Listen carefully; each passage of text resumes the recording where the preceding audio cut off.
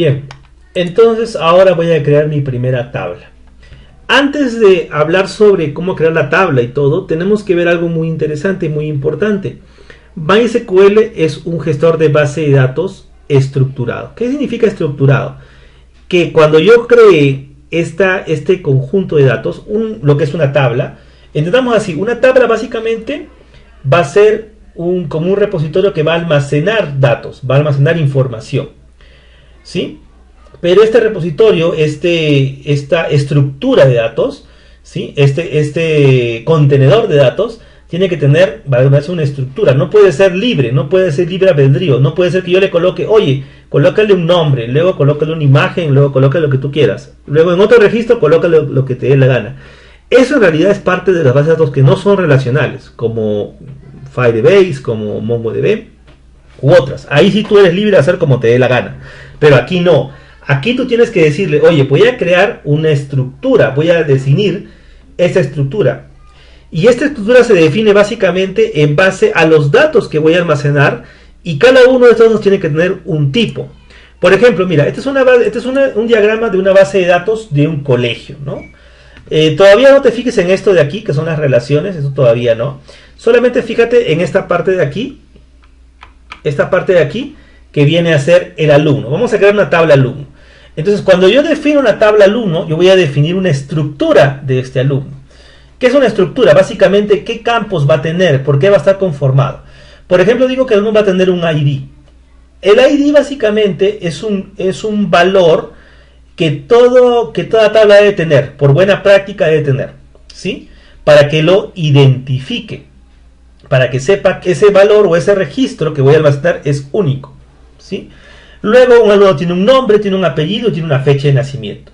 Y date cuenta, al lado derecho salen los tipos de datos, o sea, ¿qué va a contener? En MySQL existen distintos tipos de datos para almacenar valores que son numéricos, así como valores que son de cadena de texto, o valores que son tipo fecha. Por ejemplo, tienes un tipo date, un tipo varchar, que es un tipo de dato de cadena de texto. Ahorita lo vamos a analizar con detalle. Pero lo que quiero que entiendas es que cuando yo voy a crear una tabla en MySQL, esa tabla debe tener una estructura. Y por buena práctica y convención, debe tener siempre un campo que sea único, que lo identifique. Este campo único que lo identifica se le conoce con el término de PK, que viene de la palabra primary key o primary key, que significa clave primaria. ¿Qué cosa es una clave primaria? Básicamente una clave primaria le otorga un privilegio al campo, a la columna, indicando de que esta no se puede repetir. O sea, yo no podría tener, si creo un alumno con código 1, no podría tener otro mismo alumno que tenga ese mismo código 1. Porque si no, estaría duplicando. Y eso no te permite hacer cuando tienes una clave primaria. Por eso se llama clave primaria. Y es importantísimo tener esta clave primaria. Entonces, aparte de tener el nombre y apellido y la fecha de nacimiento, tú debes tener siempre un código único. Y muchos aquí me dicen, pero profesor, ¿podríamos poner el DNI como código único? Sí, perfecto. Yo puedo agarrar y decir que el DNI puede ser mi primary key. Pero en la realidad actual, ¿qué pasa si yo tengo extranjeros en mi base de datos? ¿Puede un alumno de Colombia, Ecuador, estudiar en un colegio de aquí del Perú? Claro que sí. Y ellos no tienen DNI. Ellos tienen cédula en unos casos u otros códigos.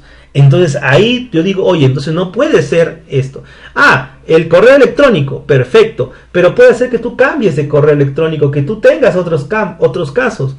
Entonces siempre, por buena práctica, tiene que ser un campo que tú generes, un campo único que sea propiedad de tu base de datos, que no tenga ningún contexto adicional, ¿sí? Espero que esta parte haya quedado bien claro, porque ahora vamos a empezar a trabajar. Ahora, respecto a los tipos de datos, entonces, antes de iniciar, date cuenta que siempre la base de datos es un conjunto de tablas. Este conjunto de tablas, cada tabla siempre va a tener, date cuenta, un único campo llamado PK, que normalmente se le pone el nombre de ID. Puedes ponerle código, otro nombre, pero por convención se le pone ID, ¿sí? Y es de tipo INT. ¿INT qué significa? Entero. Es un campo inclusive que es automático, que empieza en 1, 2, 3 y así hasta todos los registros que tengas, ¿sí? Entonces, vamos a ver ahora lo que son los tipos de datos que hay en MySQL. ¿Sí? MySQL tiene distintos tipos de datos, o sea, qué tipo de información va a guardar ese campo, esa columna en específico que estás nombrando. Existe el campo char, que es una longitud fija de 1 a 255 caracteres. Lo máximo que almacena, esto es por restricción de memoria, es 255 caracteres. O sea, más de 255 caracteres no almacena un tipo char. Luego, con el tiempo se desarrolló un tipo más óptimo para cadenas de texto, que es el varchar. Dice, este tipo de datos define una cadena de longitud variable, en el cual determinamos una cadena de longitud variable en la que se puede determinar el máximo de caracteres. Bueno, ahí está medio confuso, ¿no? Te lo explico así en cristiano sencillo. Cuando tú creas una cadena de tipo char, lo que entonces es lo siguiente. Digamos que yo voy a definir una cadena de tipo char que tenga 10 caracteres, que almacene 10 caracteres, ¿correcto? ¿Eso qué va a hacer? Va a hacer que en tu memoria, en la memoria de la computadora, cuando se estén almacenando, se cree una casilla con 10 espacios. Con 10 espacios. 1, 2, 3, hasta los 10. ¿Sí? ¿Qué pasa si tú almacenas el nombre Joel? Joel solamente tiene 4 caracteres. ¿Sí? Que es la J. Aquí le voy a poner la J. O mejor, un nombre más chiquito. El nombre más corto del mundo. ¿Cuál es el nombre más corto del mundo? Siempre hacíamos esa broma, ¿no? El corto más corto del mundo. Digamos que es Hop. Entonces es J. Aunque Lee es el nombre más corto, ¿no? Chinitos. Pero no me deja colocar aquí, pero bueno. La J, la O y la acá lo voy a poner así, la J, la O y la B. Ya, Hop. ¿Qué pasa? Yo he seleccionado 3 espacios, pero mi variable es de 10, por lo tanto hay 7 espacios que se van a perder y que a nivel de memoria pues se están desperdiciando. Cuando yo hago un varchar de 10, yo le digo, oye, la longitud máxima va a ser 10, pero si tú escribes 3, ahí se queda. Y ahí se define la variable con esto. De esa manera, un varchar es más óptimo que un char. ¿Sí? Porque el varchar aprovecha más los recursos, o mejor los recursos de la memoria.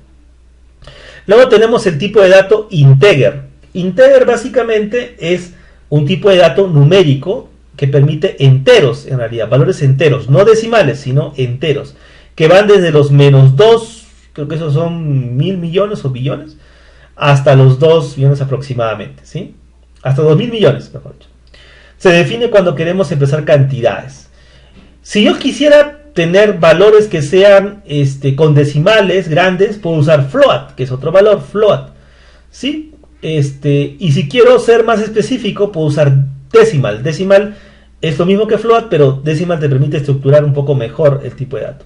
Luego tienes el tipo de dato date, que es para fechas, datetime, que es fecha con hora, time, que es solamente hora, y year, que almacena año. Y existen muchos más en realidad que vas a ir aprendiendo durante tu camino como programador, porque este mundo es muy amplio y puede ser que haya un tipo de dato que no conozcas y que puedas aprender, ¿sí? Pero aquí vamos a trabajar con los más básicos. Entonces, voy a crear mi base de datos, mi primera tabla.